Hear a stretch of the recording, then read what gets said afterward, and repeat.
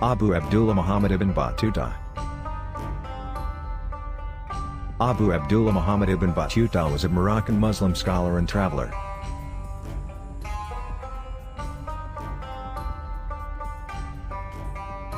He was known for his traveling and undertaking excursions called the Rihla.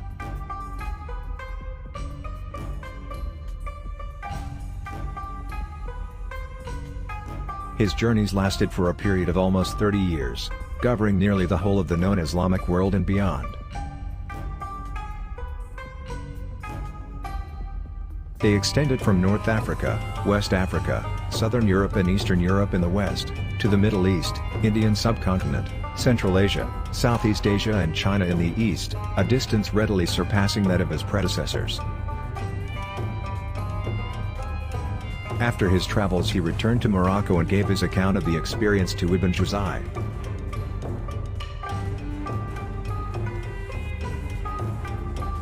Early life and career. Abdullah Muhammad Ibn Battuta was born in Tangier, Morocco, on the 24th of February 1304 c.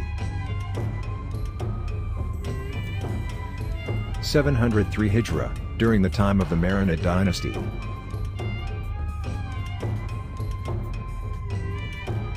He was commonly known as Shams Adim.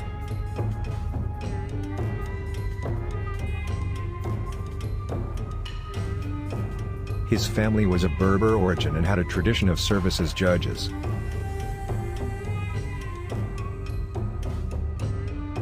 After receiving an education in Islamic law, he chose to travel.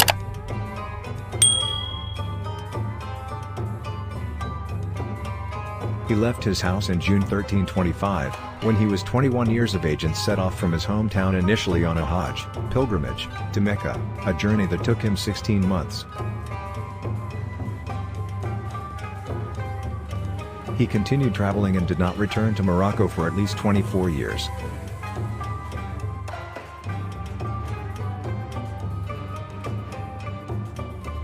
His journeys were mostly by land.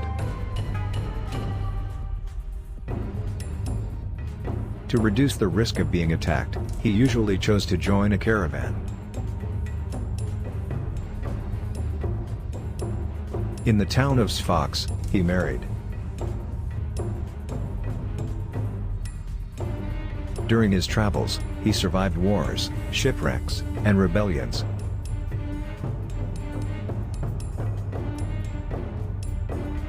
He first began his voyage by exploring the lands of the Middle East.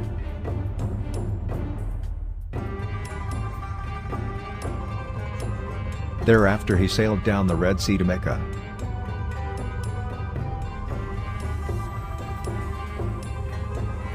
He crossed the huge Arabian desert and traveled to Iraq and Iran.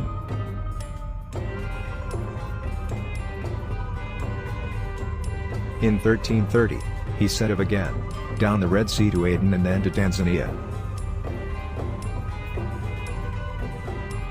In 1330, he set off again, down the Red Sea to Aden and then to Tanzania. He was greeted open-heartedly by the Sultan of Delhi.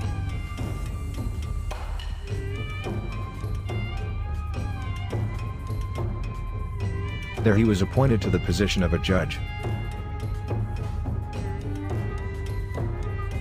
He stayed in India for a period of 8 years and then left for China.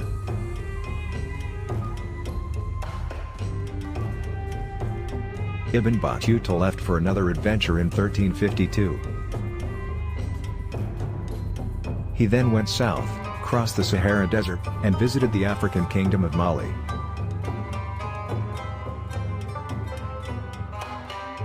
Finally, Battuta returned home to Tangier in 1355.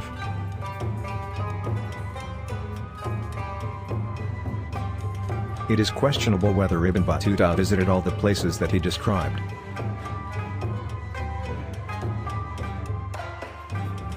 In order to provide a comprehensive description of places in the Muslim world, Ibn Battuta probably relied on hearsay evidence and made extensive use of accounts by earlier travelers.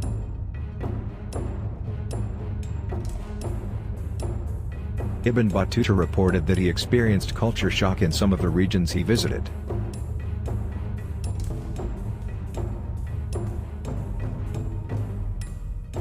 The local customs of recently converted people did not fit his Orthodox Muslim background.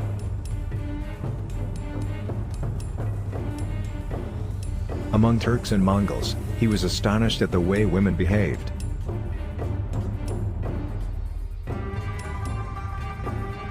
They were allowed freedom of speech. He also felt that the dress customs in the Maldives and some sub-Saharan regions in Africa were too revealing.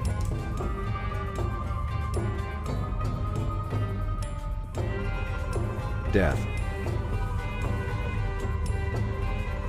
After the completion of the Rila in 1355, little is known about Ibn Battuta's life.